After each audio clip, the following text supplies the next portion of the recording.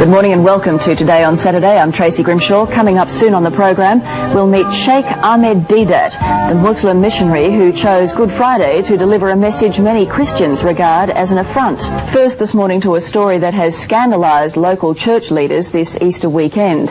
Sheikh Ahmed Deedat is a South African Muslim missionary who's in Australia to deliver a provocative message in his lecture, Easter, a Muslim Viewpoint. In a country that prides itself on the right to free speech, it is not the content of his lecture that's caused affront, it's the timing. Sheikh Deedat delivered his speech on the most solemn day of the Christian calendar, Good Friday. Sheikh Deedat joined me earlier. Good morning to you. Good morning, ma'am. What's the purpose of your visit to Australia? My purpose is to educate my people, as well as the Christians in this country, in regards to our relationship with Christianity. Because Islam is the only non-Christian faith which makes it an article of faith for its followers to believe in Jesus. No Muslim is a Muslim if he does not believe in Jesus. See, the bulk of mankind, the non-Muslims, they do not know that in this holy book of ours, the Holy Quran, is enshrined Jesus Christ. That in this vast volume, Muhammad, the so-called author of this book, the Quran, he is mentioned far less time than Jesus Christ. Jesus Christ in this book is mentioned 500% more times than Muhammad. But you don't believe that the Christian version of what happened at Easter is the correct version? That is true. What's your version? No. So he says now, number one, the people don't know that we believe in Jesus as one of the mightiest messengers of God. We believe in his miraculous birth, which many modern day Christians, including the bishops of the Anglican Church, they don't believe today. But we believe. We believe that Jesus was the Messiah, translated Christ. And we believe that he gave life back to the dead by God's permission, and he healed those born blind and the lepers by God's permission.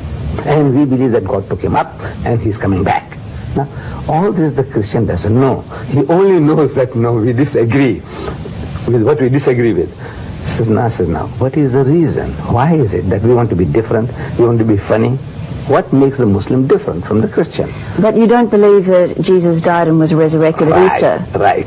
So we say the Christian is boasting that on these 3 days, these eventful days, the Passion of Jesus, there were 300 Old Testament prophecies fulfilled on this day.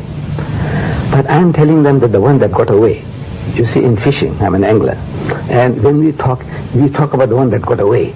The one that got away, the one that was not fulfilled. Now, I am here to educate people about the one that got away. And you will upset Christians, though, won't you? You must, I suppose, concede that. My motive is to educate. But can I put to you, if we could just concentrate on this one particular issue at the moment, yes. Can I put to you that it would be considered insensitive by many Christians that you have chosen Easter to come and deliver this message? No. I had no plans whatsoever. Some months ago, they were asking me for a blank slot that I have in my programs. So it's a coincidence that it's Easter? It is unbelievable. My very first major lecture happens to be on Good Friday. Extraordinarily unbelievable. It's extraordinary. But coincidences do happen. But now, to me, this is the most appropriate subject for the day. Let's say on Christmas Eve, on Christmas Day, the birth of Jesus, we are supposed to celebrate.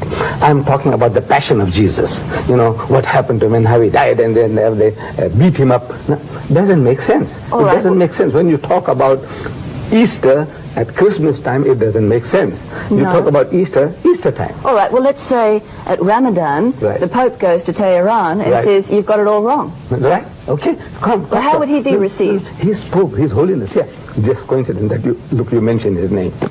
He has just written a book called Crossing the Threshold of Hope. It had become the world's bestseller in 12 countries immediately on publication. In this, he says, we must have a dialogue with the Muslims. So, suppose it's a coincidence that Ramadan is the occasion when he happens to be in Tehran and we are having a dialogue. He says, now look, you people, man, you're killing yourself. Who the Pope is reason with us. He said, you Muslims, you pray 5 times a day. Every day of the year.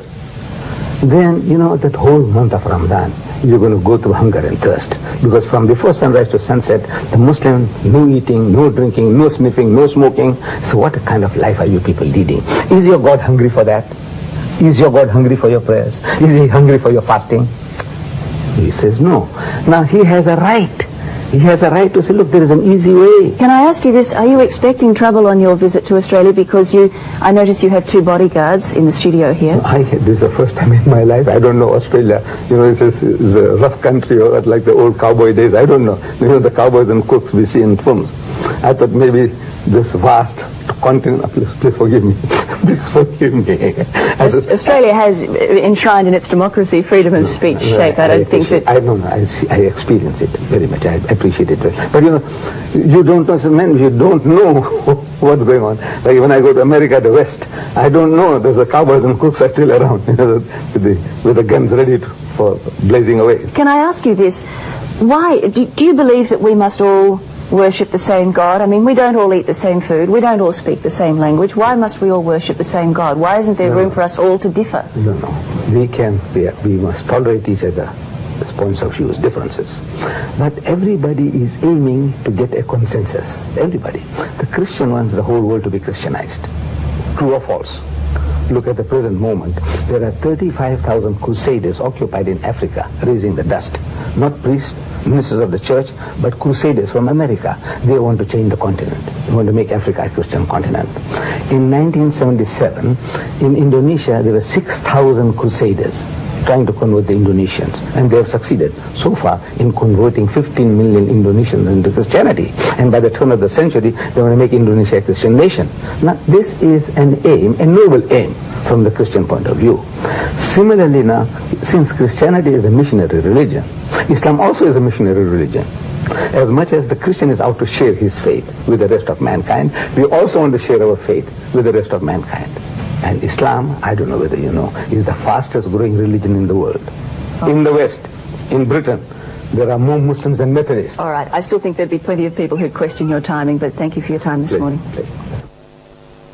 A controversial South African Muslim missionary visiting Australia has found reason to thank his critics. Sheikh Ahmad Deidat says those who've criticised the timing of his first Australian lecture have done him an enormous favour. One opponent, the head of the Wesley Mission, says an anticipated attack on Christianity on Good Friday is scandalous. As he embarks on his first Australian tour, Sheikh Ahmad Deidat says he hopes to educate Muslims about Christianity and Christians about Islam. This Good Friday, what they're talking about, these things didn't happen. And my proof is from the Bible itself. The timing of the first public rally on Good Friday at Sydney's Town Hall has created a storm. Can you imagine if Christians hired the Sydney Town Hall to deny that Muhammad was a prophet, to attack the Quran and to disbase Islamic faith in the middle of Ramadan? What would happen? I'll tell you what, I would have to join Salman Rushdie. Tour organisers say they hope Reverend Moyes will meet the Sheikh to discuss the differences between the two religions. But we are not attacking, we just want to explain. Whether you believe or do not, it is up to you. The Sheikh believes Reverend Moyes has done him a great favour. Look, if he had ignored me, your newspapers and your radios and your TVs would have never known that Deidat had come and gone. The New South Wales Ecumenical Council declined to comment on this sensitive matter, saying it does not want to inflame the relationship between Christians and Muslims, particularly at this holy time. While the Australian Federation of Islamic Councils welcomes Sheikh Ahmad Deidat's visit, but are disappointed that it clashes with their annual Congress. Plans for a Muslim lecture to be held at the Sydney Town Hall on Good Friday have sparked a religious row. South African Muslim leader Sheikh Ahmad Deidat has offered Christian church leaders the chance to join the theological debate, but they've rejected it because the event coincides with one of the holiest days in the Christian calendar. 78-year-old Sheikh Ahmad Deidat has taken on religious leaders throughout the world, arguing the teachings of Islam with evangelists like Jimmy Swaggart.